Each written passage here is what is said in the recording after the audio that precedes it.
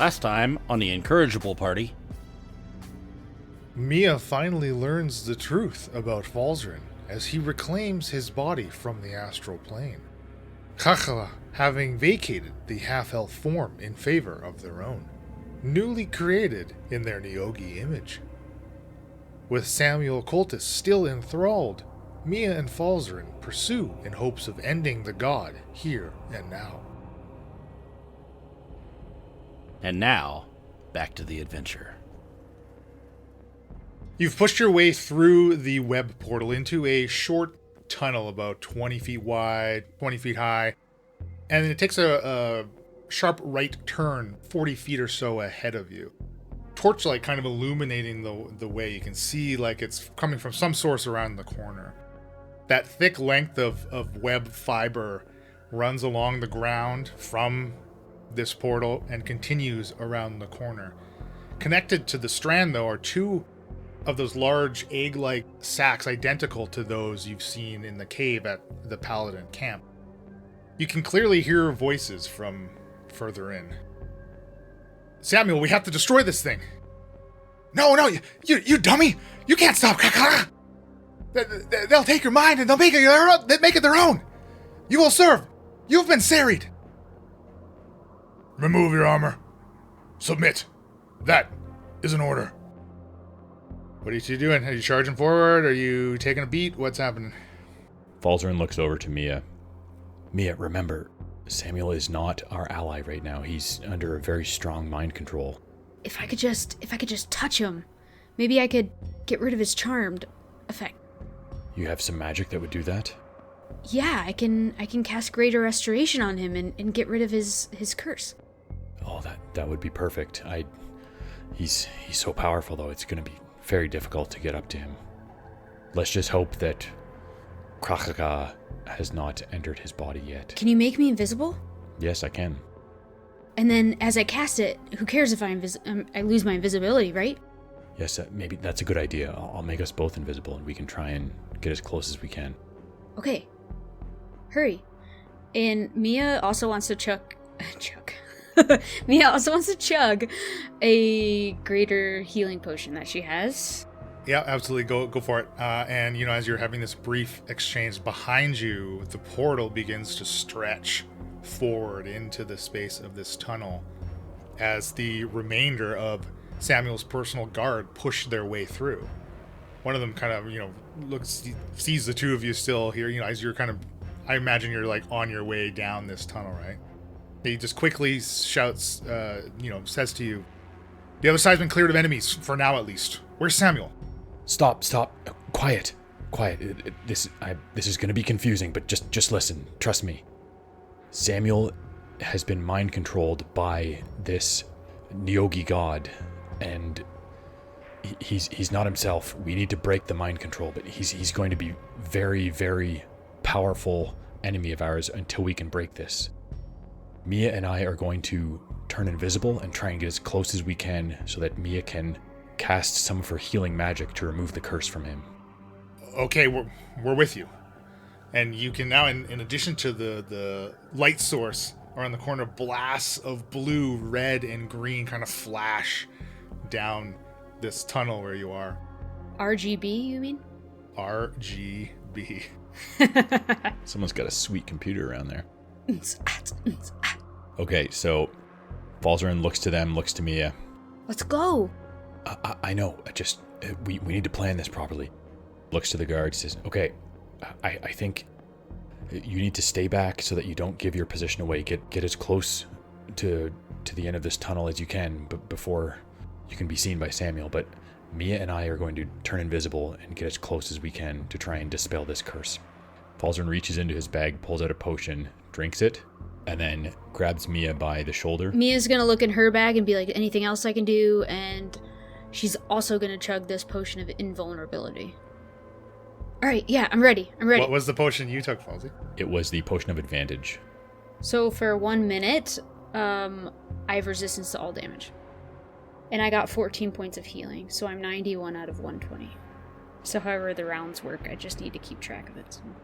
Yeah, so I'm going to consider that to be 30 or so seconds. So let's just call it 5 rounds for the sake of ease that this exchange has gone on. So I know you had Mia, you had your wings going on. Falzaren, your blink was going on. So however many rounds you have left on those. I might have 1 or 2, but I'm gonna dismiss it to go invisible, so it's fine. My blink would be gone by now. Okay, in between, we've taken 30 seconds to quick powwow. Seeing that Mia seems to be ready, Falzaren begins to wave his left hand with his right hand on her shoulder and mutters some arcane words. They both disappear. The web fiber, as you round this corner, continues for another 60 feet or so until the passageway opens into the sizable chamber. There's 2 more egg sacs are connected in that corridor as you charge through towards where you hear the voices and where the fighting was going on. And the fiber continues along the chamber stone wall to what would be your left, where 3 more sacs are connected. These ones, though, they've been split open. That same brownish goo that you've seen before inside of them is spilled onto the ground. There's leftover parts of creatures just coated and floating in the fluid. They look vaguely recognizable as being if you recall, the Tanarux, which is a creature the party has defended the tower from before it was fully assembled, back with Silas and the paladins that was posted there as the guard. Oh, I totally remember. Yep. Mm-hmm. Yeah. Far to the right of the chamber's opening are stacked barrels and casks. More puddles of that goo have formed as it seems to be slowly leaking out of them. There's additional corpse parts piled in a large wheelbarrow. It looks to be, the few recognizable pieces like Umber Hulk carapace, chitinous arms and legs, there's humanoid flesh bits kind of mixed in this pile. A large fire pit is ablaze in the center of the space. It and torches kind of peppered around the perimeter of the roughly 120 foot wide chamber. They're what's casting that moderate amount of light, at least on the ground where they're set. But 50 feet above you, the ceiling at the very top is still like blanketed in shadows. Tables full of knives and open books, tools of various kinds like saws and hammers, chisels, alchemical components kind of encircled the fire. And from the thick web fiber that runs along that wall, a thinner strand kind of branches off of it, connected to a gargantuan-sized Neogi. Parts of its body glisten in the firelight. The thick coating of the brown goo is kind of slathered over sections of it. Clearly an amalgamation of body parts from various creatures. Its thick, powerful-looking spider legs are twitching, as if electricity jolts through muscles, causing them to spasm.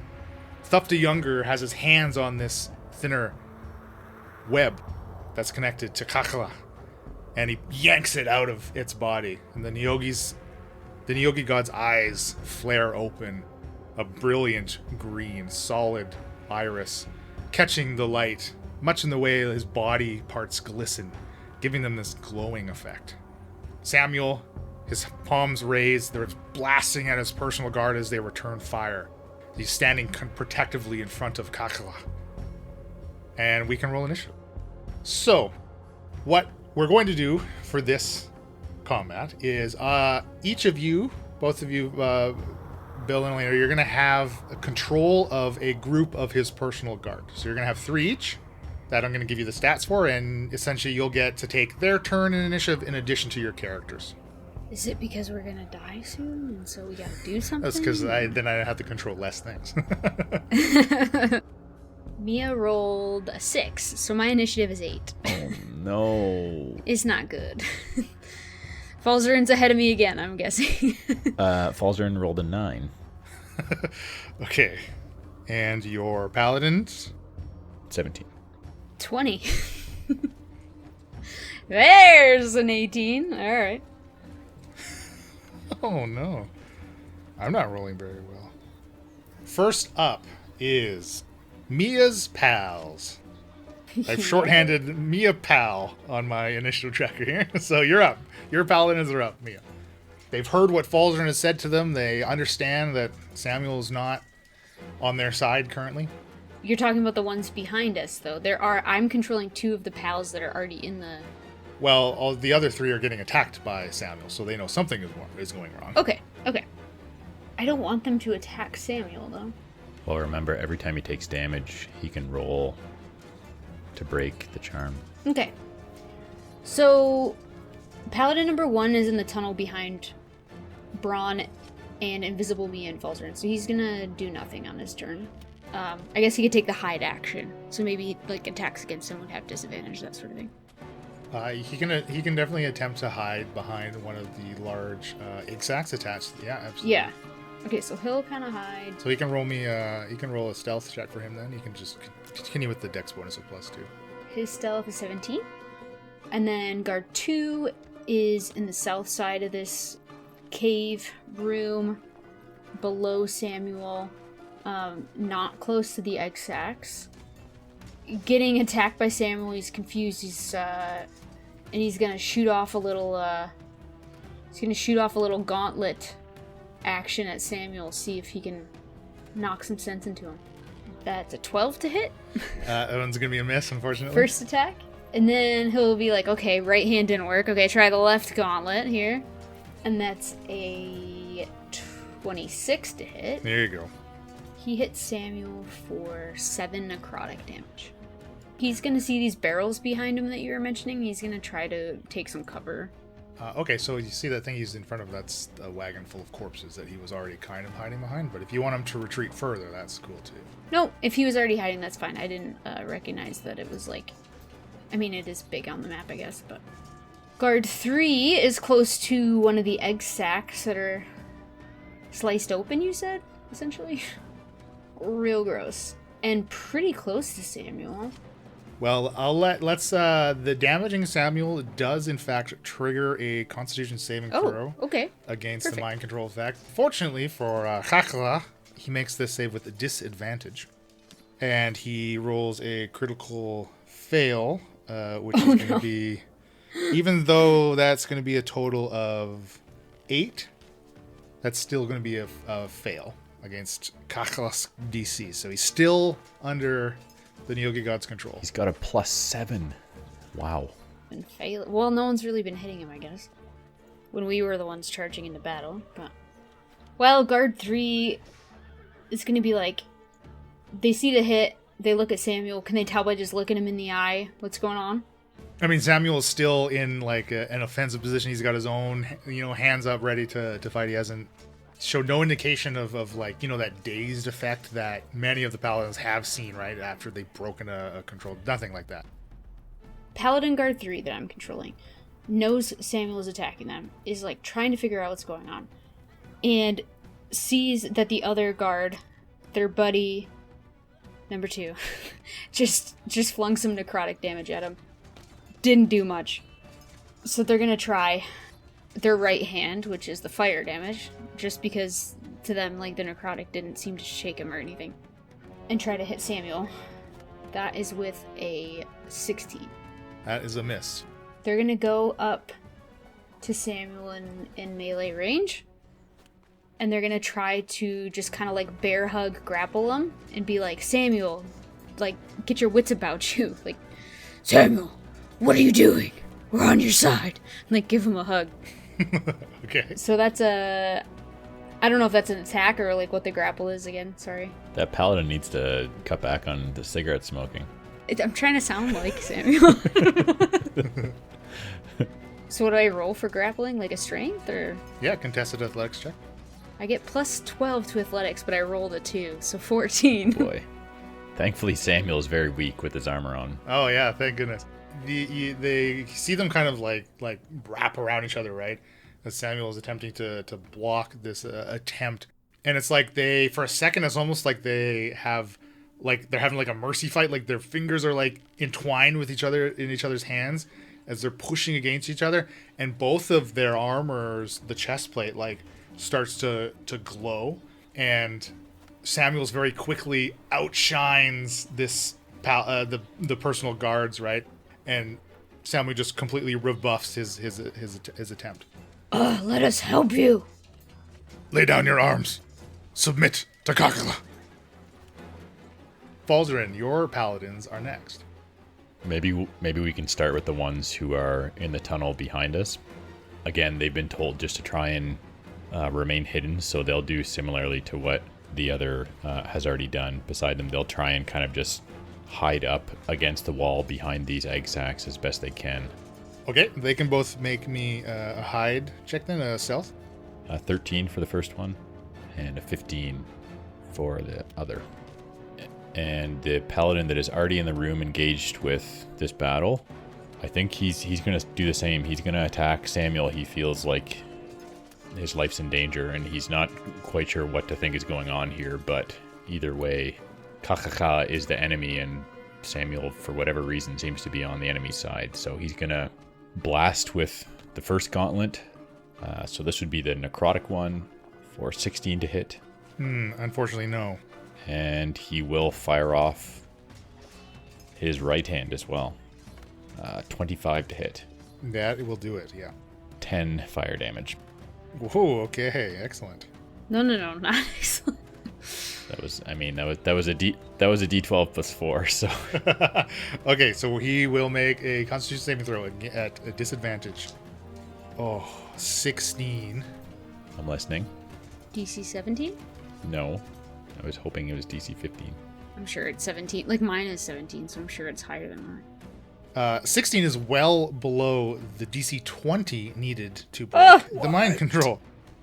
So with disadvantage, this is going to be bad. It's going to be very difficult through, damaging Samuel. We need Mia. Let's go. Next is Kakala. And now it seems like it's still on his little spider legs, or technically like their spider legs, as the Neogi actually don't have genders. There are one gender. But they're a little uneven, like they're still trying to get their footing in this new body, but its eel neck kind of swivels around to the guards and takes in Braun, which is really the only person you can see in that passage. New playthings. Samuel, bring me that one. As he is little in comparison, to the rest of his body. Hand points at Braun. But Kay will actually, you see him move kind of absent-mindedly stepping over Thufty. Like, Thufty is very small underneath this large Neogi body. And Kay goes up to the thick web fiber that the eggs are attached to. And you see his hand, like, inserts into it, sticks through it. And then holds, a couple seconds and then withdraws. Falzaren, you're up. I think Falzaren is knowing now that his position is compromised because he's not too far from Braun. He's going to dash into this big cavern, this big room, and he's going to go straight ahead to the mouth of it, and then take a right over toward the one paladin that's off into the distance to the right. My number 2 guard. Yeah, he's going to remain invisible and just rely on this invisibility spell until hopefully Mia can do what she needs to do.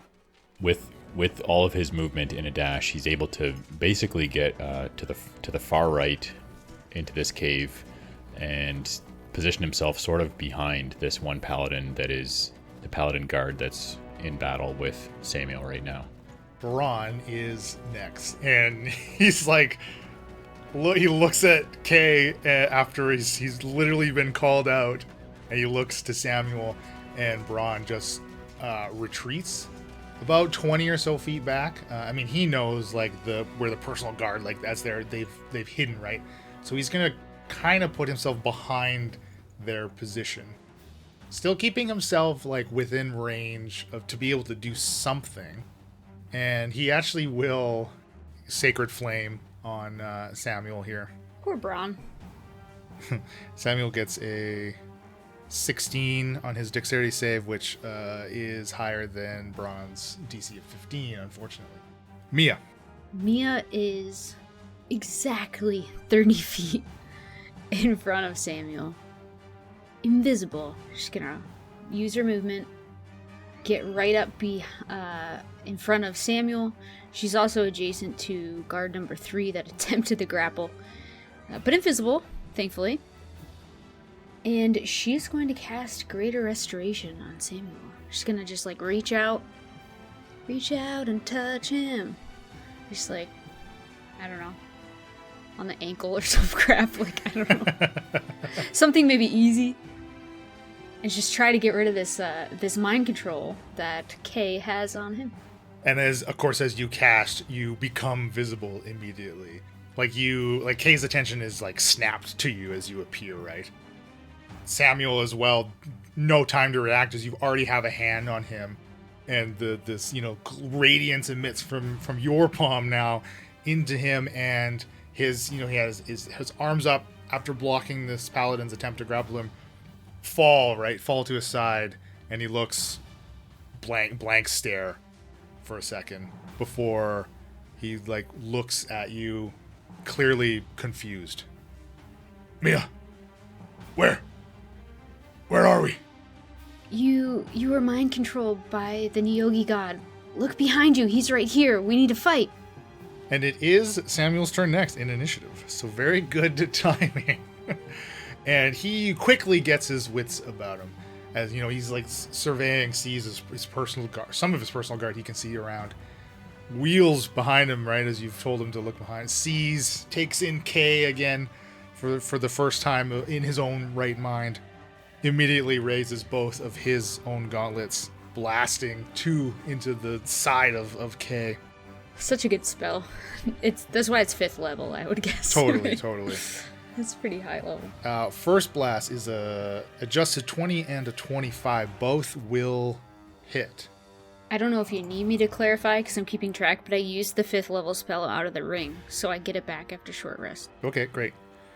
First hit, 26 force damage. That suit. Second, another 24 force damage. Last in initiative is Thuft the Younger. Still charmed by Mia, meaning he cannot direct any harmful effects towards her. But he's like frantically looking around. He's my friend. Kakalak, what do you want me to do? I'll take that one, as he now points to Mia. I can't. And Thufty does nothing. Back to the top. Mia's paladins. Oh, I completely forgot about Ala-Orc. I was wondering if he was going to Ala-Orc, did he come with us? Yeah. Forgetting about Alamar, I'll put him we'll just put him at the bottom instead of Thufty here. He has been hanging back. Now in his new body, like this is like a deceased orc that had he walks like an old man inside of a deceased orc's body. Right, Alamar's not quite used to being in what, at least once when it was living, a virile, young-ish, especially compared to his elven body. So he's actually just kind of he's gonna try to back up Braun, I suppose, but he's not gonna do too much before your paladins get to move Mia.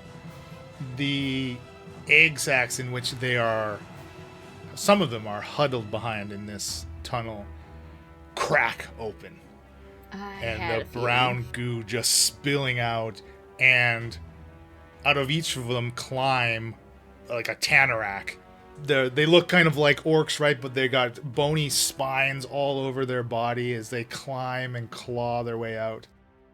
Previously, when you fought them, they each had like a great sword, but they do have very sharp and nasty looking like black claws that match the color of the spines and their horns that protrude from their forehead. But one of which has to sprint pretty much all the way back from the portal entrance, so he unfortunately will not get to attack. But the other three, two of them swarm one of Falzaren's personal guard, each making 2 attacks with their by a bite and a claw. 21, a 25, a 26, and a 25. So all 4 will make contact with them. A total of 25 piercing damage to Falzaren's guard number 3. And Mia's guard number 1 will suffer 2 attacks, which is a 26 and an adjusted 20. A total of 18 piercing to Mia's guard number 1. Now Mia's paladins get to act. Okay, well, guard number 1 that was hanging back and hiding is now face to face with Tanaruk number 4. There's 3 behind, 1 right in front. I guess they're melee range, so I take a first melee attack with these gauntlets. It's 19. Yep. Alright, 13 damage. So then another melee attack. Second one's a miss, I would assume. With a 10. Yes, that is going to be a miss. And I'll just stay put and stay engaged with this guy, with number 1. Number 2, hiding behind the cart. Falzaren is behind me, but I don't know that, because I can't see him. At least Samuel seems to have come to his senses. Would I be aware of, like, this noise and this whole situation in the tunnel with these eggs popping? Yeah, you can even see, like, Tanaruk number 4 that just got beat on by one of your buddies there for sure. I'll move out in the open about 10 feet so that I have, like, a better line of sight. And do some ranged attack against Tanaruk number 4, the same one that was just hit. So, left gauntlet misses with a 9. Right gauntlet misses with a 9. I just rolled 2 2s in a row. Oh no. So he's like, crap.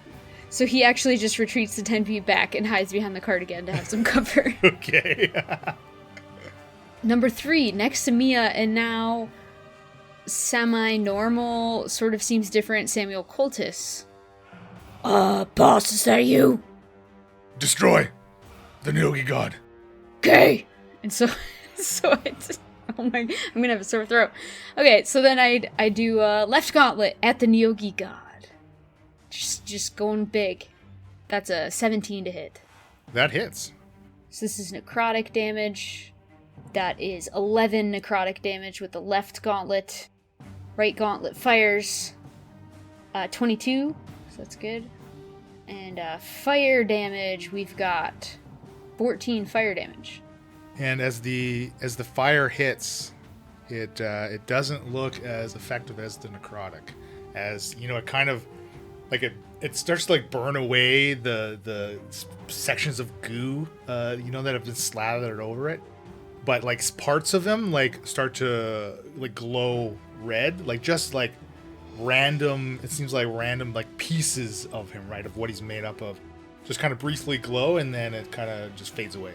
Guard's gonna stay adjacent to Samuel. That's their job, so they're not gonna move. Okay, excellent. Falsey, paladins.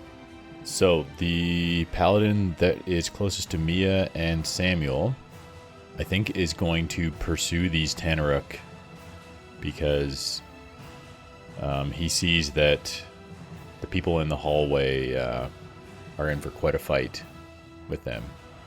So he's going to move to the mouth of this hallway, or this tunnel, and attack the closest Tanaruk with his gauntlets. He's going to fire the left. That's not great. 13 to hit. No. And the right, that's a bit better. It's a 19 to hit. Yeah. It's not so bad. 14 fire damage. You see as the fire connects, again, like the horns and the spike section of this Tanaruk glow red briefly, and then it dissipates as it's not as effective as it should be. All right, so he's going to stay where he is, supporting these other paladins and Braun and Orkamar. The other paladin who was already in this hallway, he's going to do the same, only he's going to be targeting one of these Tanaruk that has gone further down the hallway. Going to blast with the left gauntlet. 14 to hit. 14 hits. 14 necrotic damage. All right, good hit. And the necrotic looks like it's doing what it should. Perfect. And then he's going to blast with his right hand, and that'll be a hit as well. That was 16 for 12 fire damage. This too is clearly resistant. And the remaining paladin is sort of flanked on both sides by these Tanaruk, so he's not going to make a ranged attack. He's going to attack the Tanaruk that his comrade just hit with the necrotic and the fire damage, with his fists. He's going to swing back and throw a punch. This is an adjusted 20 to hit, 11 bludgeoning damage. And he's going to swing back with his other fist. Unfortunately, only 12 to hit. That one is going to be a miss. This Tanaruk will use its reaction in response to getting hit by a melee attack to make a bite of its own against your paladin. 19 to hit. That is a hit. Total of 7 piercing. Next is Kachlach. He's like still speaking to Thufty. What do you mean you can't obey? I'm sorry. I can't. I mean, it's not my fault. I mean, I don't even like her. And Mia, you can roll psychic damage. The psychic damage as Thuff because he says tells I don't a even lie. Like her. Yes. That's 5d10. Poor Thufty. Psychic damage. The Thuft lineage just has not been treated well by our Not party. Really. I rolled a 10 on one of them. 36 psychic damage. Oh. I didn't roll lower than a 5, so that's not bad. Poor Thuff. That hurts. So it is, it says it takes 5d10 psychic damage each time it acts in a manner directly counter to the instructions, but no more than once a day. So it's not like it could keep happening. Okay, and Thufty, as he puts his hands to his head, his stick falls to the floor as he grabs his own head. I was so nice to him. Kay just gives him this disdaining look, and with one flick of his meaty legs, just smashes him away. And Thufty just flies into this open egg sack. Thufty, I would never smack you like that. He's gonna take Even more. just a quick 18 bludgeoning. Oh no. A quick 18. So in that one attack. Well, it was the impact, and then as he slams 54. into the wall here. Yeah, that was a bad round for Thufty. He crumples to the floor, and Thuff the Younger looks like he's like barely conscious. Thuff doesn't want to Sari anymore. But Kay is then going to, again, looking towards Mia. No. I forgot to activate my circlet. Go away. Well, unfortunately, this is still the same day in which he enslaves Samuel. Therefore, he does not have another use of it. Quite yet. Didn't know that, but that's okay. Good to know now. Thank you. Kay, though, does approach you, Mia. Gets within 10 feet of you, like almost like just this quick skitter, like impossibly fast it seems for a creature this size. And he's going to make a spell melee attack against you. 22 to hit. Yes, that hits. And it's less of like a swipe or an impact. It's more of it's like a caress as he just kind of strokes across your armor, making contact. And he's going to inflict you with slimy doom. What? It is a disease. Mia, you begin. No. Everybody that can see her from her, like at the corner of her eyes and ears, corner of her mouth, you just begin to bleed uncontrollably. And you have disadvantage on Constitution checks and Constitution saving throws. In addition, whenever you take damage, you will be stunned until the end of your next turn. At the end of each of your turns, Mia, though, you can make a Constitution saving throw. With disadvantage. With disadvantage, and then after, there's some effects depending on how you save. Falzaren. I'm oozing. Ugh. Oh boy. You're still invisible, right? I am, but I mean it doesn't make sense for me to remain invisible now that cat's out of the bag. Bag's out of the cat. That too. Blood's out of the Mia. Is my blood phlogiston like? The demigod blood. Just rainbows ooze from your eyeballs. So yeah, again, keep in mind, like you've been inflicted with a disease. So if you have something that can take care of that, then look at my spells and see. Haha, I do have heal, the 6th level spell heal prepared. All right, so Falzaren sees what's happening. Our enemies have just multiplied in number, and a bunch of them have gone into this tunnel with some of our allies. He's going to use all of his movement. He's going to move 30 feet back toward the entrance to this big room, to the tunnel, so he can see into the tunnel, which is packed full of allies and enemies. And he's going to target one of the Tanaruk's, which is a bit further down, and he's going to cast a new spell to him called Chain Lightning. Ooh, okay. Dope. He points out with one hand, and you see around the end of his fingertips, the air sort of starts to crackle, and this lightning begins to form and leap out towards this Tanaruk. And then, if successful, it is going to hit the Tanaruk and also spread out from it in multiple directions to target other Tanaruk in the hallway as well. So, dexterity saving throw. Whether the initial target saves or passes, the lightning can still jump to the other ones, according to the spell text. Well, the first target only got a 3 for a dexterity saving throw. Okay, so that's a fail. So it's gonna hit the one Tanaruk, which is basically halfway down the hallway, and then it can jump out to 3 additional targets. So I can hit all of them basically. So dex saves all around, and I will roll damage for you. So you're hitting all 4 of them. So Tanaruk 2 gets a 12, Tanaruk 1 gets a 13, Tanaruk 4 gets a 12. So I think all of them are failing here, right? Yeah. Okay. Oh, Mia boy. is like so happy you're using lightning. You can barely see. Your face is full of blood. I mean, that's true. She just knows lightning's being spawned. She can just somewhere. smell the ozone from its crack. I have just enough dice to be able to roll damage for this spell. That's bonkers.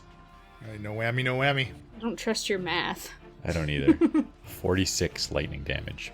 What? No way. To every single one of them. Yes. You're calling lightning. This is insane. That's the only time I can cast that today, so hope it was worth it. I wanted to target Kakaka, but because it's my best spell that I have, but it's a multi-target spell, so I think it makes sense. It's gonna be helpful to have those guards less distracted, for sure. Very well done, as this lightning pinpoints to the original target and then jumps in a blink of an eye to the other 3 Tanaruk. Inches from the thunder personal comes guard, after. right? Yeah, the thunder always comes after. Well done. They are all still standing. Two of them look severely injured. The other are just bloodied. The other 2 are just bloodied. Well, I'm happy with that. I only rolled 2 1s, so That does bring us to Braun, right? He's seeing. I don't know if he has a spell. Yeah, he, cries out to you, moving forward, and I don't think there is anything that he can currently do for the disease. If only we had a paladin around. What he can do, however, is cast a Shield of Faith on you, Mia. Nice. Range 60 feet, a creature of his choice. So, as long as he maintains concentration, you will get a +2 to your AC. I like it. So then I don't take damage potentially and all the stunned crap. Yeah, hopefully. Okay, and now it's you, Mia. You said it so genuinely as a DM. Yeah, hopefully, yeah. That is genuine. Mia knows something is very wrong. You can feel the blood start to pool in your boots and under your gloves of your armor. just oozing, and I immediately think I need healing. So I will use the last charge on this ring as far as like extra spell slots. I have an extra 6 level spell slot left, and I'm going to use the heal spell and try to heal myself of whatever disease this is. Are you damaged? Because it also gives you HP. Do you have to choose what effect, or does it just do all of these things? Choose a creature you can see within range. A surge of positive energy washes through the creature, causing it to regain 70 hit points. This spell also ends blindness, deafness, and any diseases affecting the target. This spell has no effect on constructs or the undead. So I basically regain full health and get rid of the disease. Okay, absolutely. Yeah, you target yourself, and it's like the blood, like almost like it's being absorbed back into you, right? Those puddles sloshing in your boots. It's so disgusting, and you feel fully charged now. I mean, you're back to full HP. You're no longer bleeding from every orifice. You're doing great. So I heal myself. I'm just like, thanks, Bron. I feel so much better already. And just knowing that this Neogi guy, like, was he still kind of targeting and looking at me? Yeah, he's clearly focused on you. I have movement enough to run down to my right to the south of this cavern room and sort of like hug close to guard number 2 that I am controlling, like that's hiding behind a cart of bodies. Just trying to get a little more cover from this Neogi. Okay, you technically are moving out of his reach. He has a 10-foot reach, so he can take an attack of opportunity on you if you choose to do so. That's fine. Okay, he will attempt to bite you as I'm you feeling flee from really him. good. Yeah. 24 to hit. Ooh, that does hit, even with the 22 AC. So you'll take 22 piercing damage, and could you make me a Constitution saving throw, please? So I will take 11 piercing damage. I still have 8 more rounds. Okay, great. Constitution saving throw, which is no longer affected. That is a 14. Not great. That is a fail. You can feel this venom being injected into you as he bites. Frick! For another 16 poison.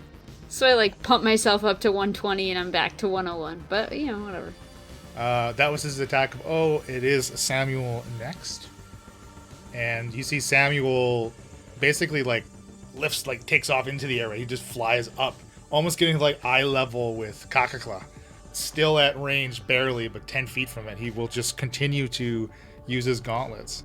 And as they glow, you both notice that the glow is not as intense as it was, even just a round ago. It's not as bright as it was. Ugh. Seriously? Freaking Shikara. Okay, so first blast, 18 to hit and a 29, almost a crit, but both actually will hit. It's it goes from a D12 to a D10 to a D8 to a D6 to a D4. First hit, 22 damage. Nice. Second hit, 25 damage. Samuel gets 5 attacks? He unfortunately only gets 2. Every appendage? Oh. But he is now flying 20 feet up in the air. Thufty kind of barely gets to his feet and just shuffles away from Kay. I'm sorry. I'm sorry, Kakaka. And he just kind of collapsed against this pile of rubble. He's not doing well. He's so hurt. He's so very hurt. Orkamar, witnessing Falzaren cast this chain lightning, you see, he looks kind of down at his hands. Falzaren, this body is useless. He's going to charge, though, into the chamber. Moves 30 feet in, looking around, and you see looks at Thuft. Forgive me, small one. He's going to use his orc ability to bonus action, allowing him to dash. And he's going to attempt to finish off Thuft the Younger. Oh, no. There's a 15 to hit, and Thuft only has 4 hit points. Oh my gosh. I didn't want it to come to this. Orkamar does 5 points of damage to Thufty as he just one cold cocks Thufty, and Thuft the Younger goes limp.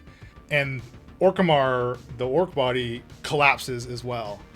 And you see, Mia, you're seeing this for the first time, but you see Alamar's spirit.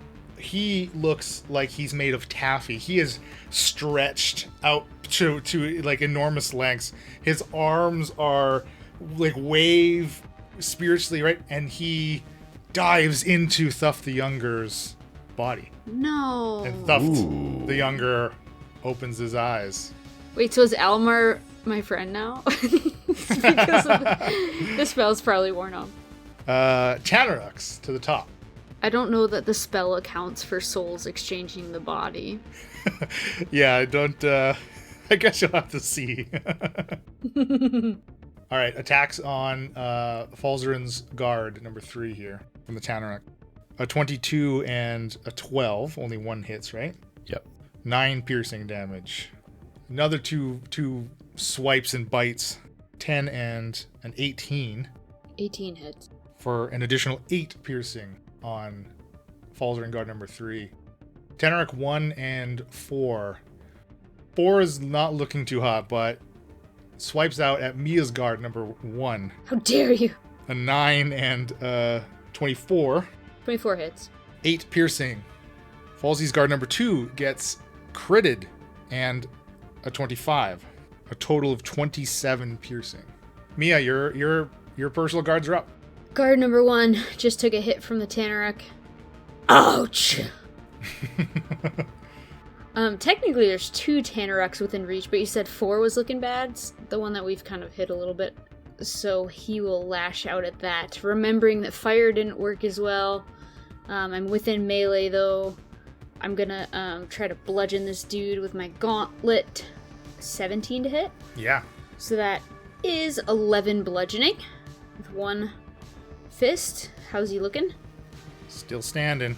Still standing, so he's like, it's like the 1-2, so the 2's coming, and the 2 is 19, 14 bludgeoning. Good hit. You just see, as your guard is, the armor is punching, right? Just shards of its bone and spiny bits are just coming off against the impact, but still on its feet, barely. Alright, so guard 1 still, like, got their hands up at their face, they're ready.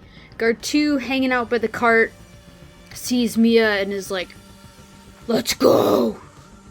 Kind of like comes out of cover a little bit, and he's gonna shoot some necrotic at this Neogi god, because he knows the fire didn't work as well. Ooh, crit! So, let's see. So it was a +7 to hit, so it's 27 to hit with a crit. So that's 12 plus 4 for the 1 dice that's maxed. So that's 16 necrotic. The second die is a 9, almost as good. 25 necrotic damage to the Neogi god. Good blast. That was the first blast. Am I allowed to take 2 blasts with the same hand? Yep, absolutely. Left. Alright, so we're going to try the left again. So that's a 25 to hit. Yeah, definitely. And 7 more necrotic damage. Feeling good about himself, he's not going to retreat behind this cart anymore. He's going to stand out in the open and be like, get me, come at me. All right. Number 3 is next to Samuel. Has no one adjacent, nothing going on. Other than the Neogi god within the 10 feet reach here. So he's going to... Is it melee for this guy then, technically? I mean, you're in Kakala's reach, but Kakala's not in his reach, right? It's still range for me. Okay. So we'll do the left necrotic here. Let's try this again. 22 to hit, 12 necrotic. Oh, so close. An 18, so another 25 to hit. 6 more necrotic. Just gonna stay put right to Samuel's side.